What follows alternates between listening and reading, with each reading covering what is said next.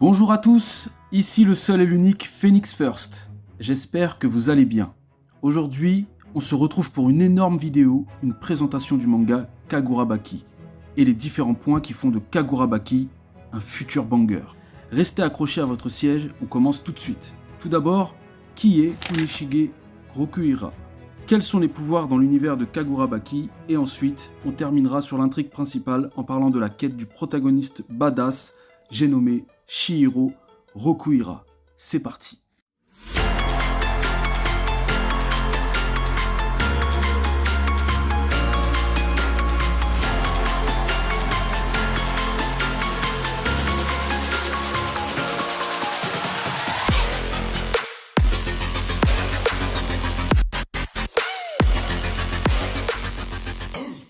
Le lien entre Kunishige Rokuhira et son fils, Chihiro Rokuhira.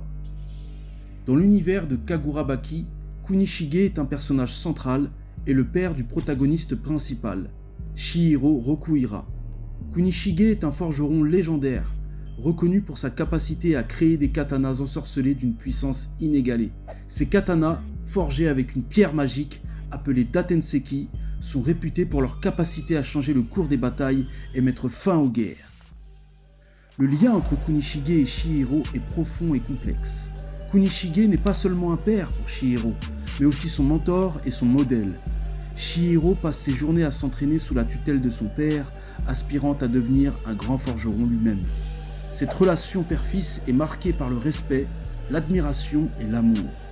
Kunishige, bien que souvent jovial et décontracté, prend très au sérieux son rôle de mentor et transmet à Chihiro non seulement ses compétences en forge, mais aussi ses valeurs et son éthique de travail. L'importance de la profession de forgeron dans Kagura Baki est un détail très important. Les forgerons, comme le père de Chihiro, sont vus comme des artisans nobles dont le talent va bien au-delà de la simple création d'armes. Ils infusent leur création avec une partie de leur âme, utilisant la Datenseki pour donner vie à des katanas possédant des pouvoirs magiques de sorcellerie. Cette fameuse pierre, le Datenseki, est imprégnée d'énergie spirituelle, ce qui permet aux katanas de multiplier leur puissance lorsqu'ils sont utilisés. La noblesse de Kunishige réside dans son dévouement à son art et dans son désir de créer des katanas qui protègent et qui servent le bien. Sa mort tragique aux mains de sorciers avides de ses créations marque un tournant dramatique dans la vie de notre jeune protagoniste qui, dès lors, se lance dans une quête de vengeance et de récupération des katanas ensorcelés. Dans la recherche de justice, Chihiro veut perpétuer les valeurs et l'héritage de son père. Qui est derrière l'assassinat de son père? Comment Chihiro va-t-il récupérer les katanas volés? Et enfin, qui est Shiba, le vieil ami de son père qui passe les voir de temps en temps? Dans l'univers de Kagura Baki, il existe 6 sabres, 7 si on compte celui du protagoniste principal. Forgé avant la naissance de Chihiro, son père lui explique que les sabres ont toujours sauvé les gens et ouvert la voie vers une nouvelle ère.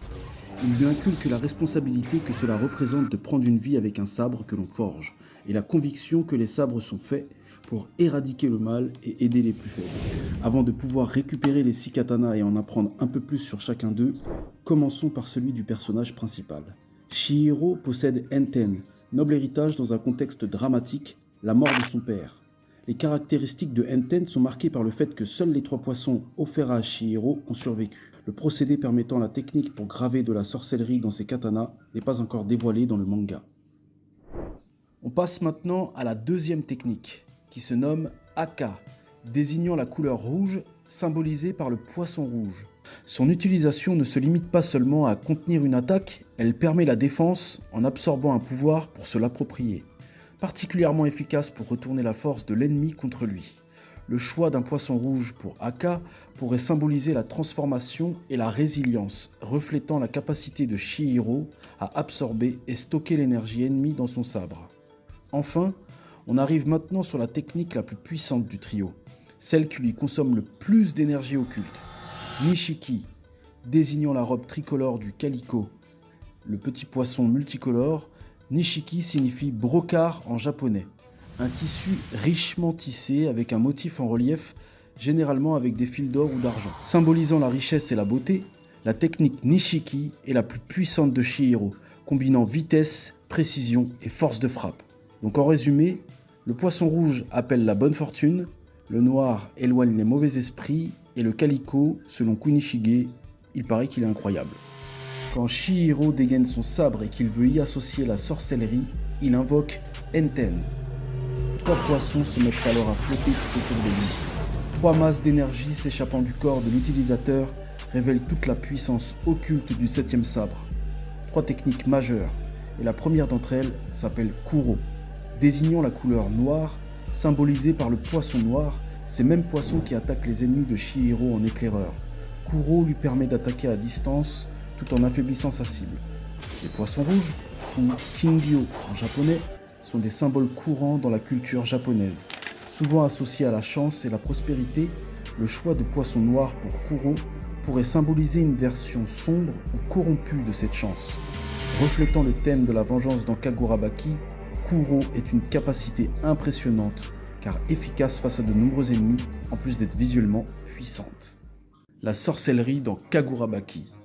La première fois que nous voyons la sorcellerie dans le manga, nous apercevons un sorcier sorti de nulle part face à un personnage secondaire en mauvaise posture et visiblement prisonnier d'un sort, un petit arbre le tenant immobilisé. Le sorcier lui demande si c'est la première fois qu'il voit de la sorcellerie. Le détenu lui répond « oui ». Le sorcier fait une remarque à son employé et utilise une technique pour disparaître avec un élément de feu en indiquant au détenu que le sort de l'arbre disparaîtra avec le temps. Dans une autre scène, toujours dans le même contexte, on peut voir un sort activé automatiquement suite à la trahison de l'employé. Shiba utilise alors une magie de téléportation très pratique et mystérieuse. On ne sait encore rien de sa vraie force, tout est montré au compte-gouttes avec ce personnage important et énigmatique. On sait notamment grâce à lui que Chihiro, en plus d'avoir une technique de forgeron, a passé 3 ans à s'entraîner où et avec qui? On développera ça dans une prochaine vidéo. La sorcellerie dans Kagurabaki ne s'arrête pas là, et son lot de pouvoirs et de techniques de sorcellerie semble vaste. Il semblerait que les sorciers puissent donner une forme à leur magie et leur donner des propriétés spécifiques.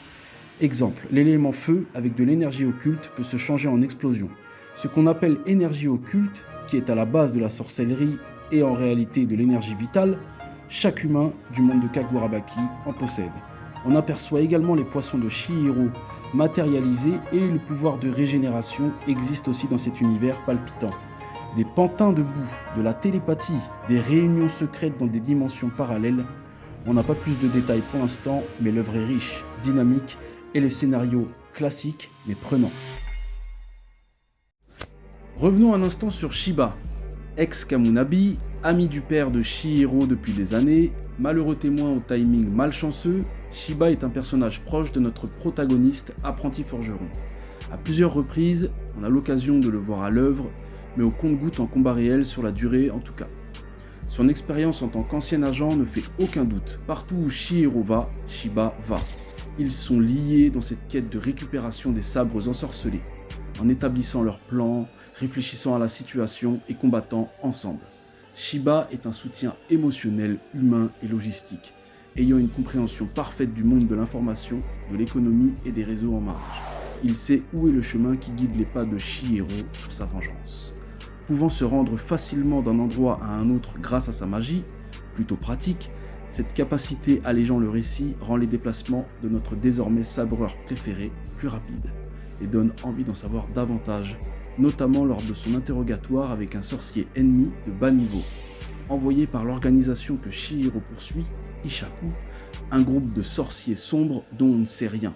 Shiba semble également connaître la plupart des Kamunabi encore en service, mais surtout, pourquoi a-t-il quitté l'État? Qu'est-il devenu après? Que fait-il quand il n'est pas avec Chihiro? Se téléporter, est-ce son seul pouvoir? Mais quel est donc son passé?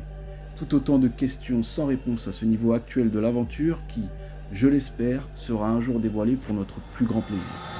Et voilà, nous voici à la fin de la vidéo. Et au-delà de la simple présentation que j'en fais, au niveau de là où j'en suis dans l'œuvre, je peux dire sans crainte que ce manga est un futur classique. Se tenant aisément aux côtés de Naruto, One Piece, Hunter x Hunter, il s'intègre également parfaitement à la nouvelle vague que représentent Sakamoto Days et Dandadan.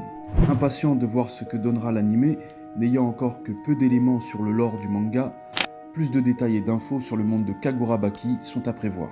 De l'antagoniste pur et dur, un nouveau pouvoir apparaît, l'apprentissage difficile de Enten et les nouveaux amis et allié de Chihiro qui alimenteront le suspense et les enjeux autour des sabres ensorcelés. Si tu as aimé cette vidéo, like, commente et partage, et n'hésite pas à t'abonner. Merci à tous, à bientôt pour une prochaine mission.